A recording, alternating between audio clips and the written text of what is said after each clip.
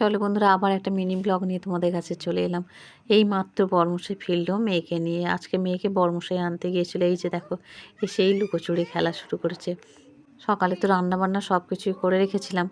বরমশাইয়ের মেয়ে বাড়িতে ঢুকলো আর এদিকে বৃষ্টিটাও শুরু হলো। আকাশে প্রচণ্ড মেঘ। জামা কাপড় তো সকাল থেকে প্রচুর কেচেছিলাম, তোমরা তো আগে শর্ট ভিডিওতে দেখেছো। সেগুলো সব তুলে এনে ফোল্ড করেছিলাম, করে নিয়ে আর সব বাসনপত্র মেজে ঘষে রেডি করে রেখেছিলাম। আসলে মেয়েকে নিয়ে কিছুটা সময় তো কাটাতে হয়, ওকে শরবত করে দেওয়া, জামা কাপড় ধোয়া, সমস্ত কিছু থাকে, স্নান করানো, খাওয়ানো। তো এই জন্য আর এখন এই যে হাতটা বাড়িয়ে জানালা থেকে দেখছি বৃষ্টি পড়ছে হাতে, তাই একদম অল্প অল্প পড়তে শুরু করেছে সবে আর কি। এবার মুষলধারে শুরু হচ্ছে। কি আর বলবো, রোজ দিনই একই এরকম হচ্ছে, প্রত্যেক দিন দুপুরের দিকে বৃষ্টি। যাই হোক, মেয়ে বাড়িতে চলে এসেছে, তাই এখন একটু শরবত করে নিলাম, লেবু নুন চিনি দিয়ে শরবত করে ওদের দিয়ে মেয়েকে স্নান করে নিয়েছিলাম। এখন এই যে ভাত খেতে বসিয়েছি মেয়েকে।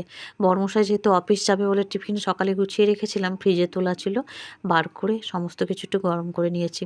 আর এই যে আজকে রান্না হয়েছে আলু ভাজা, পেঁপে আলুর একটা তরকারি হয়েছে, তার সাথে এক টুকরো লেবু আছে, আর পুঁই শাকের ঘন্ট।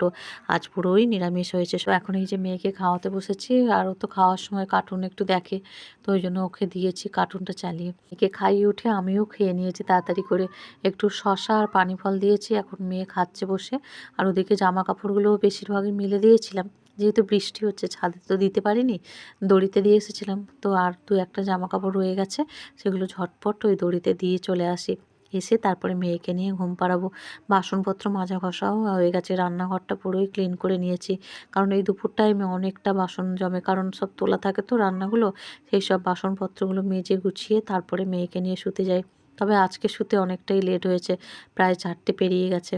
আর এখনও দেখো বৃষ্টি হচ্ছে, সেই প্রায় শুরু হয়েছে 2:15-20 থেকে এখনও চলছে। এদিকে নিচে গিয়ে পাম্পটা চালিয়ে নিলাম, সিঁড়িঘরের আলোটা জ্বেলে রাখলাম, কারণ 4টের সময় মনে হচ্ছে যেন প্রায় 6টা বাজে। যাই হোক, চলো আজকের মিনি ব্লগটা এই পর্যন্ত। আমাদের সাথে দেখা হবে নেক্সট